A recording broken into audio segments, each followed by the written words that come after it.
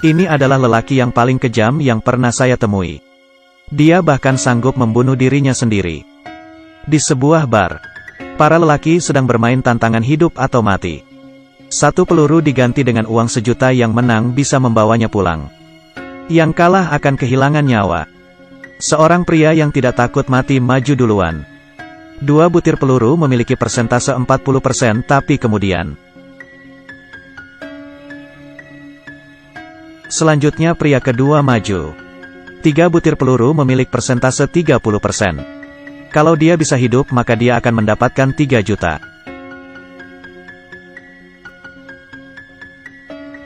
Memang dia sangat beruntung. Tiba-tiba ada yang menawarkan 5 butir peluru. Dan semuanya bersorak. Karena sampai saat ini, belum ada yang berani menantang dengan 5 butir peluru. Pria ini ingin memecahkan rekor di tempat ini. Dia dengan tenang memasukkan 5 butir peluru ke dalam pistol.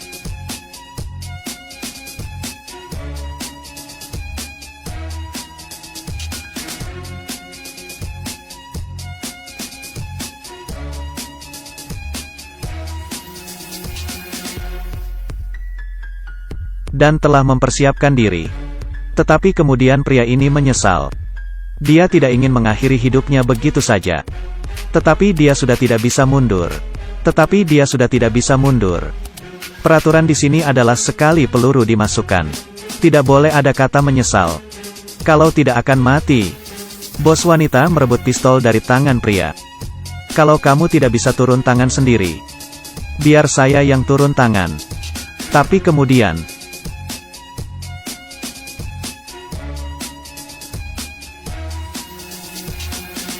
tidak terdengar suara tembakan. Keajaiban terjadi pada pria ini. Pria ini bernama Meng Dawei. Dia sangat memanjakan istrinya. Dia mengidap penyakit yang tidak bisa disembuhkan. Tapi saat dia hampir meninggal, dia membelikan asuransi dalam jumlah besar untuk istrinya. Hanya dengan dia meninggal, sang istri akan mendapatkan kompensasi dalam jumlah besar.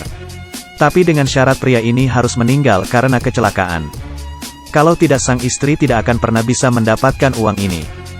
Jadi pria ini memulai perjalanan mencari kematian yang sulit. Dia membuat kecelakaan listrik korslet. Air di dalam bak mandi sudah penuh. Pria ini pun terjatuh. Aliran listrik hair dryer yang korslet langsung tersalurkan ke rumah orang lain melalui aliran air. Percobaan pertama gagal. Pria itu tak berdaya dan mencari bos wanita. Dia meminta bos wanita mencari pembunuh untuk menghabisinya. Dan harus terbunuh dalam suatu kecelakaan. Dia memulai perjalanan mencari kematian yang kedua kali. Kali ini, dia mengirimkan pesan kepada pembunuh dan memberitahukan posisinya. Seperti yang sudah direncanakan. Seorang pemuda meletakkan tas di atas pria itu. Pemuda ini adalah utusan bos wanita. Dan tas yang ada di atasnya berisi bom pembakar. Saat waktu tiba, pria itu akan meninggal karena suatu insiden kebakaran. Tiba-tiba pria itu melihat istrinya lewat jendela. Dan berteriak memanggilnya. Akhirnya semua sia-sia. Lalu dia langsung menarik rem kereta api. Sebuah aksi yang dahsyat. Sungguh bodoh. Setelah melihat dari dekat, rupanya bukan istrinya. Dan percobaan kali ini gagal lagi. Pria ini kelelahan. Kembali ke hotel tempat dia dan istri bulan madu. Dan mengirim pesan kepada pembunuh sekali lagi. Pembunuh dengan cepat membalas pesannya. Target besok adalah lobi. Saya akan membuat kecelakaan di lift. Ini sudah pasti kecelakaan.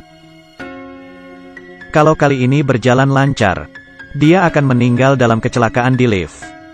Keesokan harinya, pria itu menaiki lift dengan panik. Setiap orang yang akan menaiki lift bersamanya pasti diusir. Dia tidak ingin orang lain ikut mati bersamanya. 2 orang barbar mengusirnya dari lift. Dia ingin menghentikan segalanya. Tapi sudah tidak sempat. Ada orang yang merebut remote dari si pembunuh. Saat liftnya naik, pria itu menekan remote-nya. Akhirnya,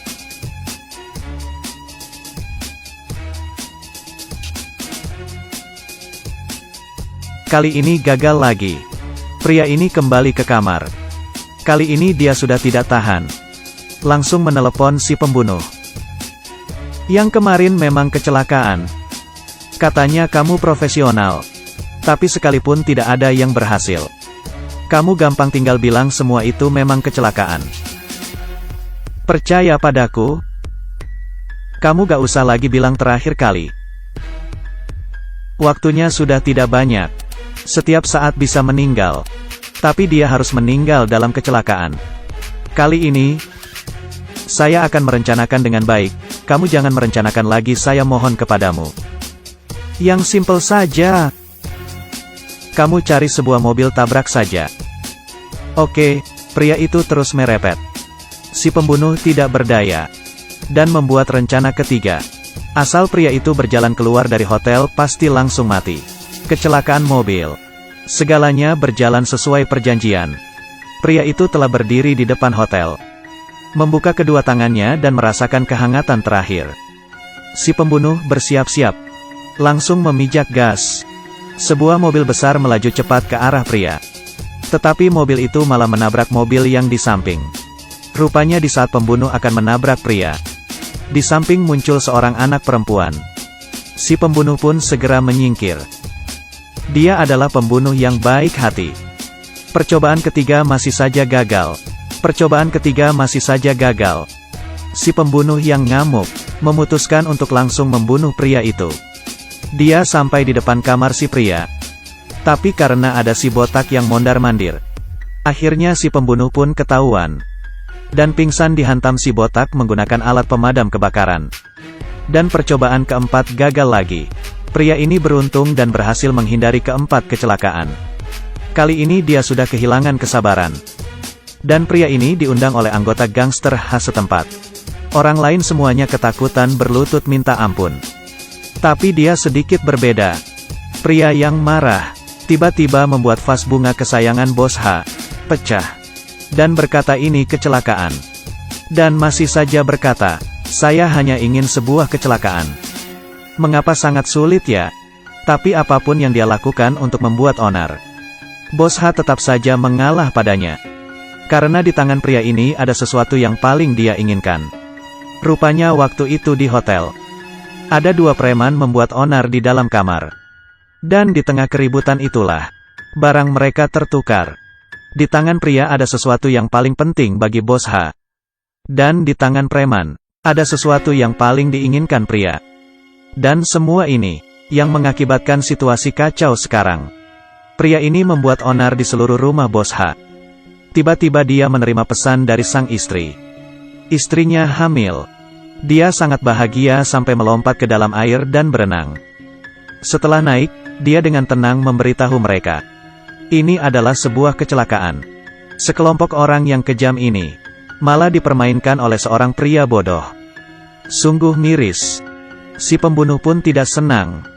Beberapa kali berhasil dipermainkan oleh pria. Baginya ini adalah suatu penghinaan. Sekarang pria ini ada di depan matanya. Dia langsung menembak. Yang di depan terus berlari. Yang di belakang terus mengejar. Mereka berdua membuat kerusuhan di dalam kota. Pria yang kelelahan bersembunyi di dalam sungai. Pembunuh melihat air sungai terus bergolak. Dan mengeluarkan gelembung. Di bawah memang terdapat pria yang sedang bersembunyi. Si pembunuh membidik pria. Tetapi peluru sudah habis. Pria memberitahu si pembunuh dia sudah tidak ingin mati. Karena dia sudah punya anak. Dia juga tidak mengidap penyakit mematikan. Rupanya waktu itu dokter melakukan kesalahan pada hasil pemeriksaan. Dia sekarang baru tahu akibat dari segalanya.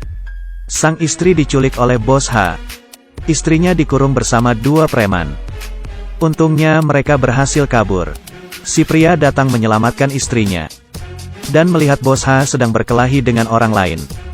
Dan akhirnya, di tempat itu hanya tersisa beberapa orang. Pria ini membawa sang istri kabur. Tiba-tiba mereka melihat sebuah harapan datang dari jauh.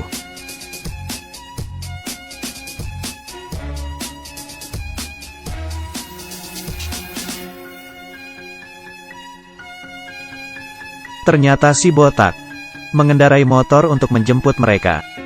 Tapi mereka hampir terkejar oleh lawan. Bahaya mengancam. Sebuah mobil berwarna merah tiba-tiba menghentikan mobil lawan. Di dalamnya adalah si pembunuh. Pembunuh yang awalnya ingin membunuh si pria. akhirnya menjadi penyelamat hidupnya. Sejak saat itu, si pria menjalani kehidupan bahagia yang diinginkannya. Dia meneruskan tugas si pembunuh. Setiap bulan memberikan anak-anak miskin setempat bantuan dana. Setelah melihat film ini saya merasa terharu. Kecelakaan yang terjadi di kehidupan membuat kita tak berdaya. Kita tidak tahu apa yang akan terjadi selanjutnya. Meskipun di dalam kehidupan banyak sekali rintangan. Tetapi selama kamu tidak menyerah, suatu saat pasti akan menemukan pencerahan.